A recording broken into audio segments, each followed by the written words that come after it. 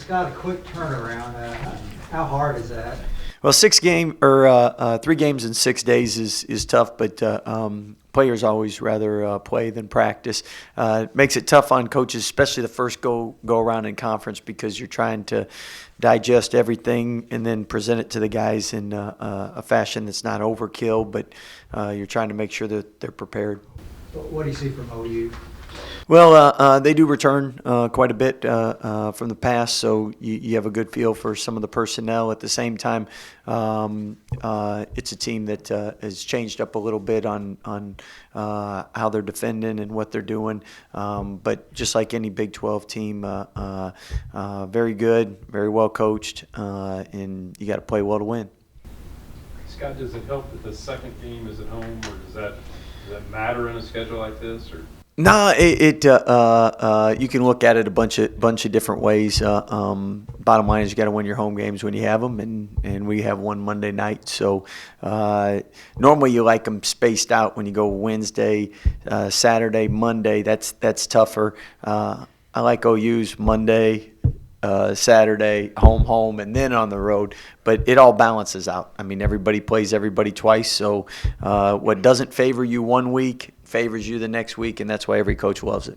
You mentioned about how when things weren't going well in Stillwater, how nobody started barking or finger pointing. How rare really is that with any team?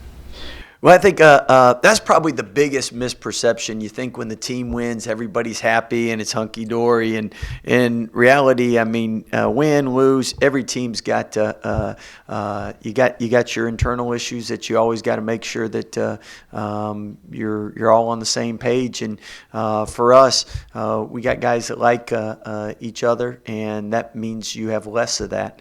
And then it means if you're not fighting within, it allows you to concentrate on who you're competing against. But it's human nature. I mean, greed, jealousy, I mean, all that stuff, it affects everybody. Everyone wants more shots. Everyone wants to play more. No one likes to be on the bench. So that's all part of the coaching. And again, with our team, it helps if you like the guy that's on your team, because when they're doing well, it's a little easier to support them. What's it like knowing that, I mean, obviously number 2 seed, you all could be number 1 seed very easily when the new rankings come out, that you guys are going to get everyone's best shot, but that little extra emphasis that they want to be the ones to knock you, give you guys a loss? Well, I think that comes with the territory anytime you're leading in conference or anytime you're ranked. But at the same time, again, I think you just look across the college landscape in basketball, and it doesn't matter what the records are, especially in the conference season. And you look at the Power 5 schools that have been ranked this past week, and just how tough it's been on them. I think it was the most losses for top 5 teams since 1948-49. And most of the teams that they lost to were 8-7, 9-7. So it wasn't even like it was teams that were 13-4. So Royce O'Neal just signed a 4-year contract for almost $9 million a year. I saw you responded to that. What does that mean when guys from this program not only make the NBA but then sustain their success and keep playing? Well, anytime you see your past players doing well, I mean, as coaches, we're trying to prepare them for life, and obviously they're the ones that do all the hard work. But to just see how their perseverance and their hard work pays off in the end, it brings you a lot of excitement and joy. And I think as Jake text one of our coaches, who would have thought that that apartment at UP was going to be worth $100 million, because they roomed together, and both of them have obviously done very well. Scott, will y'all be looking to get off to a little better start this time? Well, I mean, that's basketball. We'd like to get off to a great start. We'd like to have leads and like to have a cushion. But again, I think that's really college basketball. And I mean, with the parity, it's each and every game is so hard to be at your best for 35, 40 nights. And that's why, again, when you're playing at home and you have a good crowd, it really helps energize you and helps keep you going, because January and February can be tough months. I mean, you're banged, you're bruised. The games are not only physically draining, but the mental preparation that goes in there. So that's why home crowds are so important. Particularly lately, y'all had not been in that situation, being behind like that. How nice was that to see how the guys responded? And was there any doubt in their eyes? I mean, could you tell, how they felt?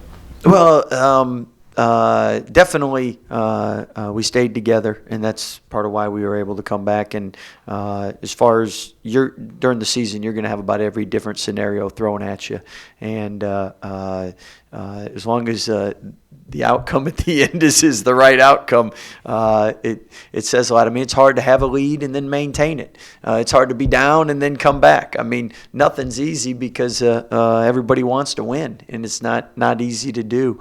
And as we say, it's always easier to learn from a win than it is a loss. But the Big 12, most games are 1 or 2 possessions, and a lot of times it might come down to a free throw or a bounce on an offensive rebound, and that's why you have to, we say, control everything you can control to make sure you're putting yourself in best position to win. And again, I think percentages, sometimes people might be like Oklahoma State had come into the game struggling from 3, just like a year ago when we went up there. We weren't shooting the 3 ball real well, and I think we were 15 for 25. And you just never know when shots are going to fall and when they're not. With Mayer and Thamba, they both got some time yesterday. How are you seeing them grow? Well, as a coach, you love when you see guys that have been working hard and you see them have an opportunity and you see it pay off. And Flo's a guy that after each one of our games normally is in the main arena or the practice gym with his uniform on shooting free throws. And we got back yesterday and he was in the gym shooting. And you love to see guys putting in the time. I mean, those were 2 big free throws he made in the critical juncture of the game, and that's the difference between winning and losing. And Matt was really good on the defensive end. Obviously, offensively, he's very talented and gifted, but I thought physically he really stepped up and gave us a great lift on the defensive end yesterday. So you're really happy for that. Tristan was 4 for 4. Then obviously Devontae was huge yesterday, especially the second half, and he had some big rebounds in there as well. So it takes a team to win. Different people got to step up each and every game, and people are going to focus on different people. And to be a good team, you have to have different people step up, but then at the same time, you have to have a team willing to make the right plays and allow other people to step up rather than, well, wait a minute, I want it and it's my turn or it's my time. And I think everybody was really excited for those guys yesterday. Given how grueling the whole Big 12 schedule is as a whole, how important is it to have those guys that maybe bench players be able to step and know that no matter whoever you put on the floor will have the chance to make a difference? You definitely got to have depth because over the course of as many games as you play, you're going to have injuries, illnesses. People aren't going to play as well, and that's why it takes a team to win. And you want to have more weapons than fewer. How often, and I don't know the answer, but how often are coaches, like the various sports head coaches, in the same room together? Conference meetings. That's probably it. So when if you walk in the door at Baylor and you have all these coaches who have been amazingly successful, Coach Aranda's on campus, he gets introduced tomorrow night. What do you think that would mean to him seeing all of the success? He just won a national title among all of the coaches here at Baylor. Well, winning is contagious. Seeing other teams be successful is contagious. It drives you to want to be more successful. So I think everyone definitely feeds off each other, and normally when fall sports get off to a good start, the crowds are supportive. There's carryover to the winter sports, and at the university you're with, you spend a little more time obviously talking to other coaches or texting each other more than you see them, and it's great to, when you have various coaches when you're close, and we know what each other's going through as far as the ups and downs, and sometimes those encouraging words from someone you respect is very helpful.